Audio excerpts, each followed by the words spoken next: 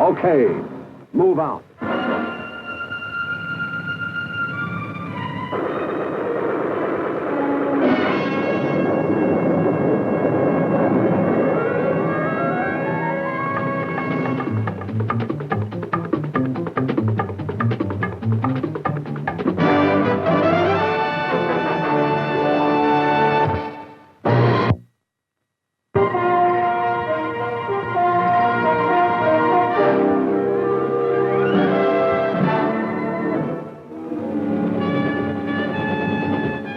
The novel air-mobile war fought by the United States Army in Vietnam has proved the effectiveness of new battle concepts featuring the combat helicopter. These concepts are constantly being added to and improved.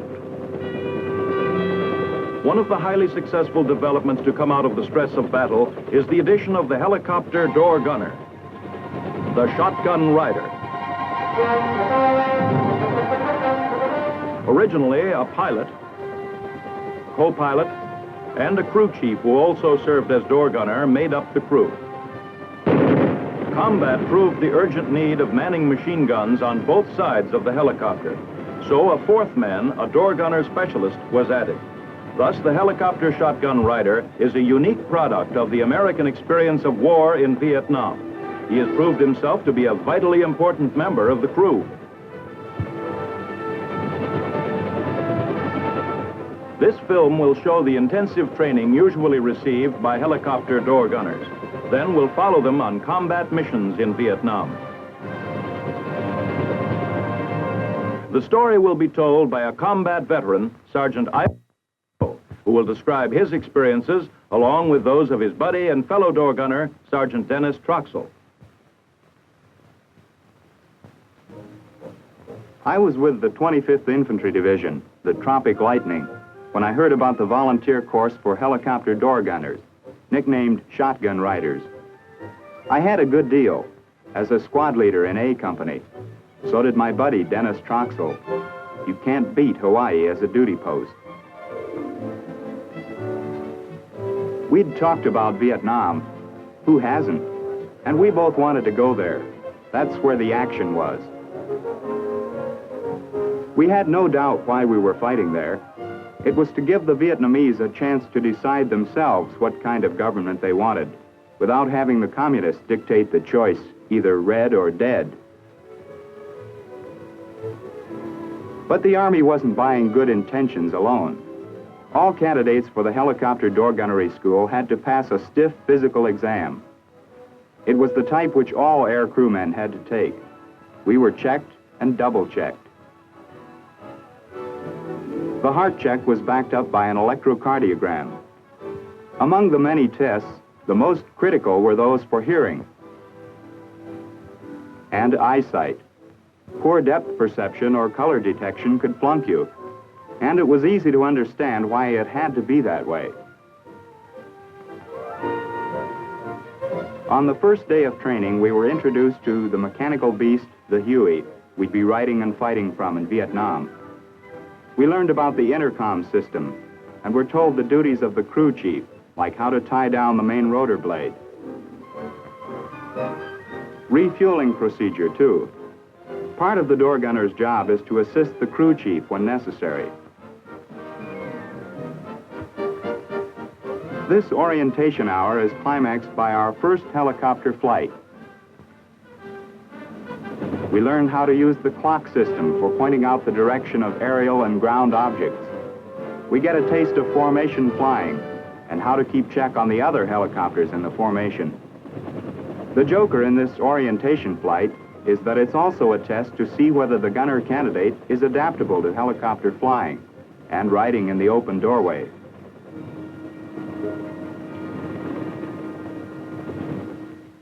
The afternoon of the same day, we started our gunnery training.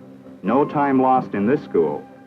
The primary weapon of the helicopter shotgun rider is the M60 machine gun. Gunners back from combat in Vietnam swear by it, calling it their third arm. They praised the training in assembly and disassembly. You don't need any imagination to see how important it is to know the reason for a malfunction and how to correct it immediately. We also learned to use the M14 and M16 as backup weapons to the M60. The instructors were crackerjacks, and the visual aids, first class. I literally got to know the M60 inside out. The real fun came in firing the weapon. Serious fun. First, we fired the M60 from the prone position.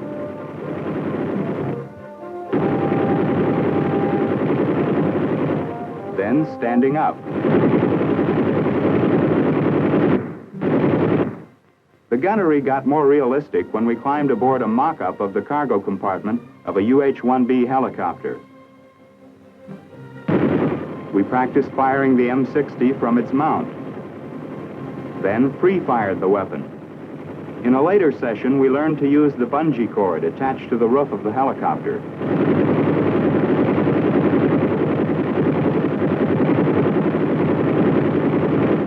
When the instructor causes a malfunction, the student grabs an M14 and keeps firing.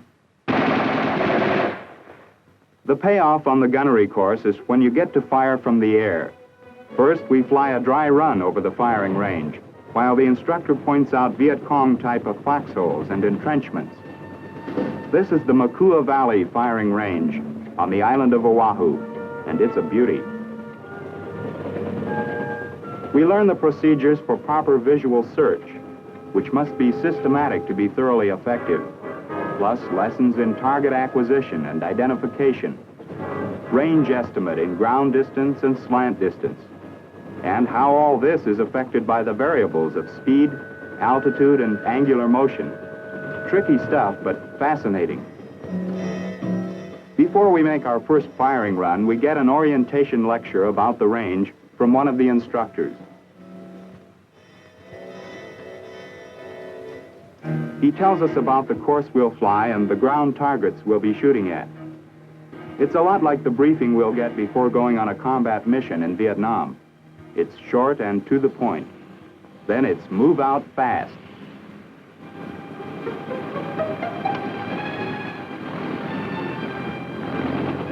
The Huey takes off like an angry hornet. These choppers aren't in the same speed class as jets, but don't get the idea they can't go places in a hurry. They can climb, too. And skim close to the ground like no other aircraft can. We go into a firing run. It's the first time gunner, chopper, and M60 work together.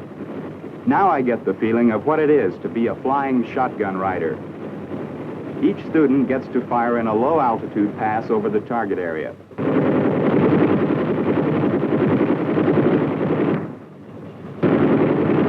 Later on, we return to the range to fire on targets from a higher altitude, under the eye of the instructor, who sits in the open door like he's on his front porch.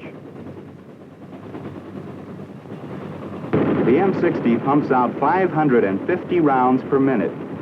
The instructor warns us not to get carried away when we're firing. It's important to conserve ammunition. Back to Earth. Did you ever see an Army school, no matter how busy, that didn't have time for push-ups? Ours was no different. We had the run of the pool for survival training. This was in case the aircraft was forced to ditch in open water. Using a Mae West life jacket was easy to learn and very comforting. But if you hit the water without time to put on the Mae West, you learned how to improvise. First, kick off the boots. Then remove pants. Then take the pants, along with a few mouthfuls of water, tie a knot in the legs, blow air into them, and you have a pretty fair makeshift life vest. We also learned a few tricks about survival on land, where it wouldn't be quite as friendly as Hawaii. These classes were to recognize edible fruits and vegetables in the South Vietnam area, and how to trap small animals and catch fish with improvised gear. To start a fire, we used the old Boy Scout trick of rubbing two sticks together.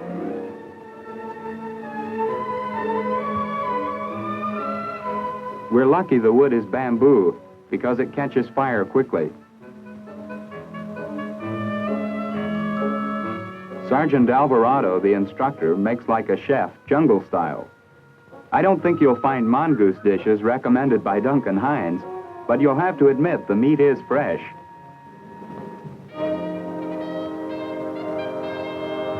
Troxel, who doesn't know when to stop volunteering, offers to help butcher the animal. Not exactly for the squeamish. Mongoose stew. Not like Mom's home cooking, but it is tasty and nourishing. There are tastier dishes. Julie Andrews, who was in Hawaii making a movie, pays us a visit. She's lovely and heartwarming, just like the sound of music. We were also prepared for the worst by an 8-hour stretch of medical instruction. We were shown how to give shots and other emergency medical assistance, like artificial respiration, treatment of fractures, snake bites. It was a welcome relief from training to visit the Schofield Barracks Museum. A lot of the exhibits, both military and historical, are kept on permanent display outdoors.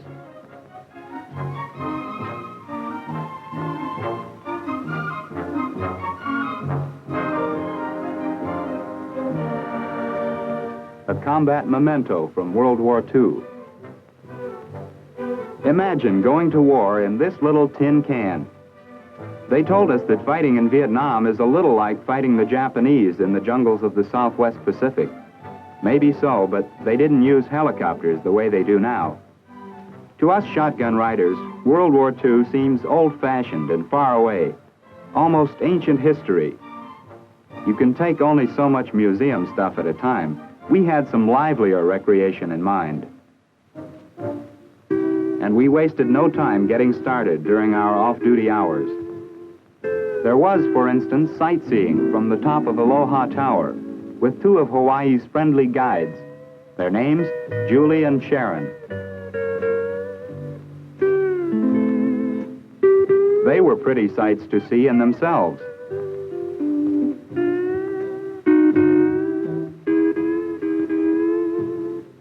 Hawaii is full of great scenery. This view of the Royal Hawaiian Hotel and Waikiki Beach must have started a tourist rush all by itself. Now this was the way we should have learned survival training in water.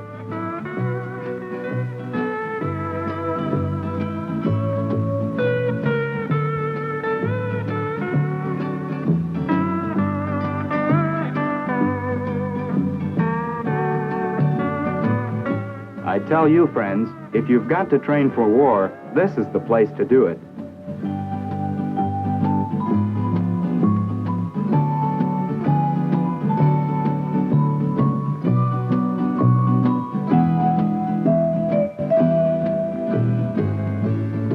Now I ask you, how many soldiers get off-duty duty like this?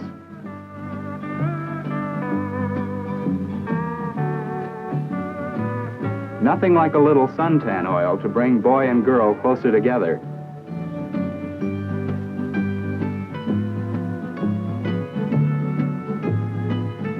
On a beach like Waikiki, on a day like this, with pleasant company listening to you talk about yourself, Vietnam was about the last thing we had on our minds. It was very, very nice, but of course it was too good to last.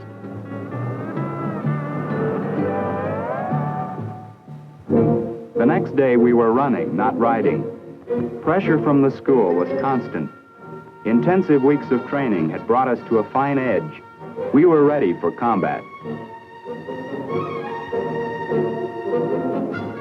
In a few days, we boarded a big KC-135 transport plane at Hickam Field. Not long afterward, we were in Vietnam. At first, when you get off the plane at Saigon, you feel like a tourist. But the war was close, very close. In a few minutes, we arrived at the compound of our new outfit, the 197th Aviation Company. After that, it was strictly business, and in a hurry, too. We drew helmets and flak jackets from supply. Next, a briefing at a UH-1B helicopter on the variety of armament systems these choppers carry. This one used the XM-16 system, 2 rocket pods with 7 rockets in each pod, backed up by 4 M60 machine guns mounted on the helicopter pylons. Other weapons systems combine rockets with other kinds of firepower. All of them, remember, are backed up by the door gunner's machine guns. The talk concluded with an important safety point. Keep the gun barrels off the M60s unless the gun is to be used. A little while later, we went out on our first mission. No matter how rushed we were, each mission was carefully prepared. This one was to make an armed visual reconnaissance. First, a briefing. Nothing is more important for our team operation. Using a map, the pilot described the terrain we'd fly over and possible target areas. It's also important for the door gunner to know the whereabouts of friendly and enemy forces, the code for smoke grenades, and the precise location of friendly artillery fires. It's the door gunner's job to check the fire ports when the engine is started. This is to make sure there are no fuel leaks. We're very safety conscious when we ride the choppers, and with good reason. There is no safety rule more important than this: stay strapped in at all times.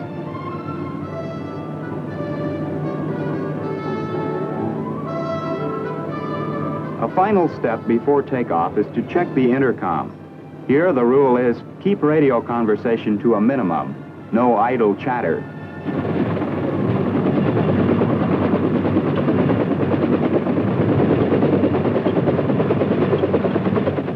As a safety precaution, the M60s may not be armed on the flight line, so the chopper is moved to a different part of the field where the rocket pods are armed and the gun barrels are put on. We take care not to walk in front of them.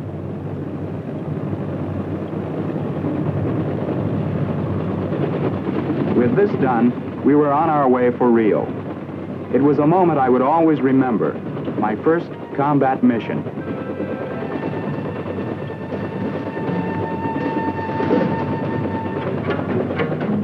On an armed visual reconnaissance, a minimum of 2 helicopters is normally used. The 2 are known as a fire team light. 3 gunships make up a fire team heavy. The purpose of the mission is to obtain information about the enemy and to locate and destroy Viet Cong positions. The door gunner serves as the eyes and ears of the crew.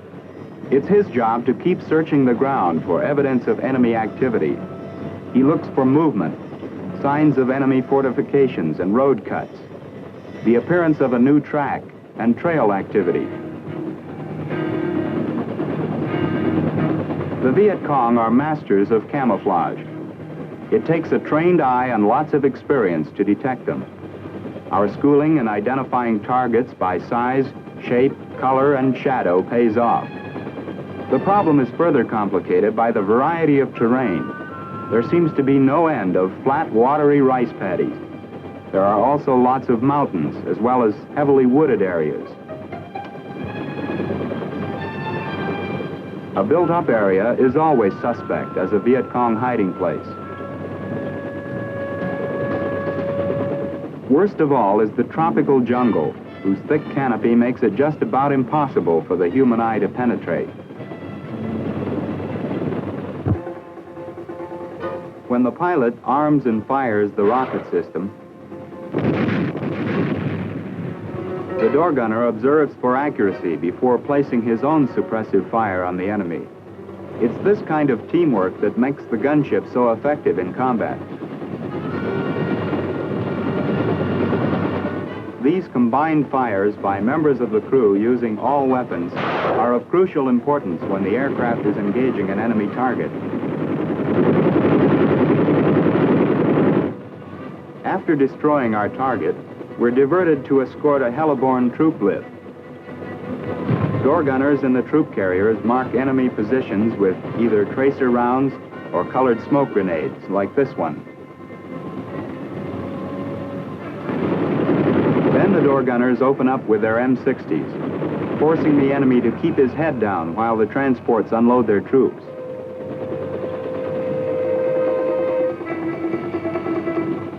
The same procedure is used when the men load on again. This continuous fire protects the aircraft as well as the troops. The choppers are most vulnerable to enemy fire in this phase of the action. Now I really understood why they bore down so hard in training about conserving ammo. It was to make sure we had enough to keep up suppressive fire going into and out of an assault landing. We got the same hairy situation when we dropped in to pick up wounded soldiers. It's typical of the Viet Cong mentality that they make a special effort to get us when we land on a medevac mission. In those tense moments when we're loading casualties aboard the chopper, we're perfect sitting ducks.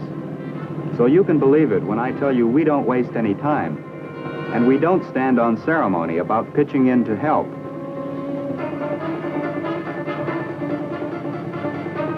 Sometimes we've got to double as medics, too, when an aid man is busy elsewhere or when he needs assistance.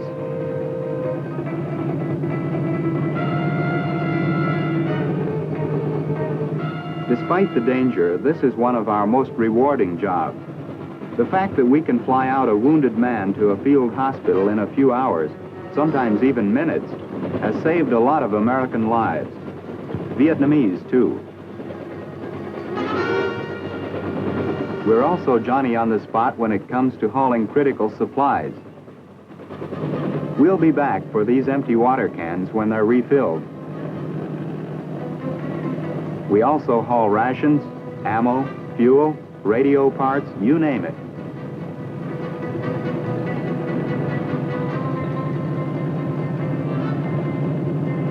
Chopper Air Express, that's us. We deliver the goods anywhere, anytime. One of the less agreeable jobs we sometimes had was to evacuate Vietnamese from their villages. This happened when we suspected that the village was a Viet Cong stronghold.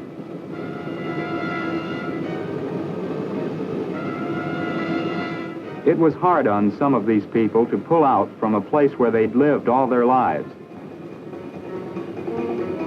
The fact was, though, that the natives who often looked the most pathetic were the very ones who were giving aid and comfort to the enemy.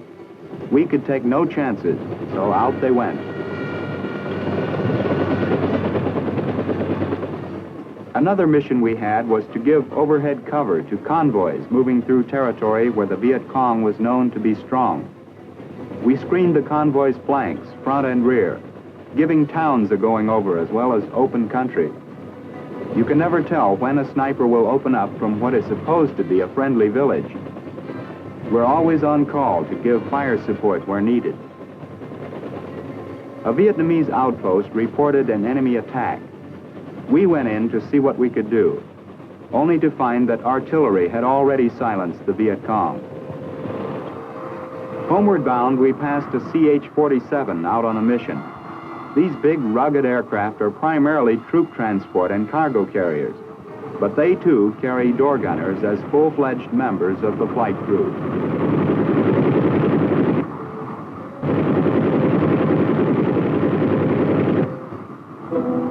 Home at last. The first job for the door gunner is to safety his M60 by removing the gun barrel. Then the chopper is made ready for its next mission. Seems like a funny thing happened on the way back to the air base. The Viet Cong did some shooting, too. Their rounds ripped through this flare box. They also put some unwanted ventilation holes in the floor and roof of the airframe. No damage that some aluminum patches couldn't fix up, though. It's standard operating procedure to rearm the ship immediately after each mission, regardless of whether the bird goes out the next hour or the next day. And it's typical of the teamwork of the gunship crew for the aircraft commander to lend a hand on the rearming. Troxel was doing the same rearming job on his gunship. Once the rocket tubes have been fed, the door gunner replenishes the M60s. Very often, the floor of the gunship is cluttered with brass from expended ammo, which has to be removed. It's a hazard to the gunner's footing and, if possible, is kicked out in flight.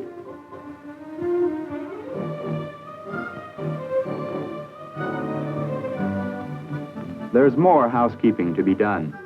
Whenever there's an opportunity, gun mount, and gun barrels must be cleaned. Dust and moisture from the humid climate of Vietnam are with you all the time, and the only way to take care of equipment is to keep after it with constant maintenance. Sometimes some of the other shotgun riders keep you company. It's too much to expect them to give you a hand, but it makes the chore less tedious to have someone around to talk shop with.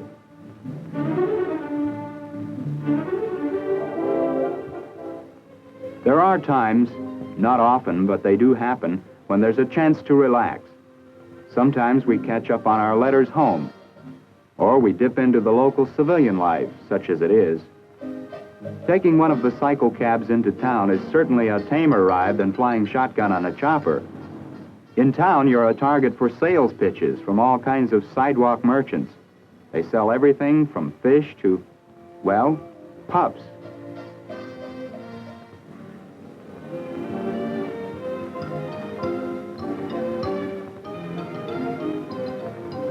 The Vietnamese do a big business with Americans looking for pets. Bargaining with the local merchants is part of the game. You're a square if you don't haggle. The door gunner's workday has an open end. He's often called out at night for reconnaissance and fire support missions.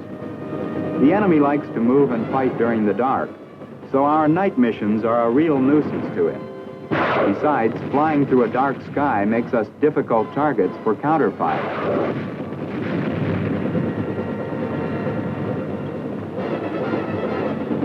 Night missions present special problems to the door gunner. Targets are harder to spot. Also, there's a tendency to underestimate the correct range. It makes it a long, long day, but you don't mind. The more you go out, the more you realize how important a door gunner's job is in this new kind of air war, and how much you're helping the guys on the ground.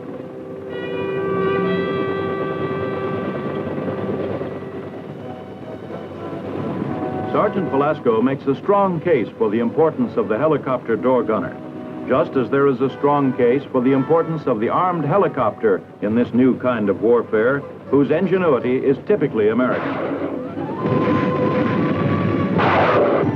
Its effectiveness has been proved on and over many a Vietnam battlefield, an effectiveness due in great part to the close-knit team in which the door gunner plays a vital role.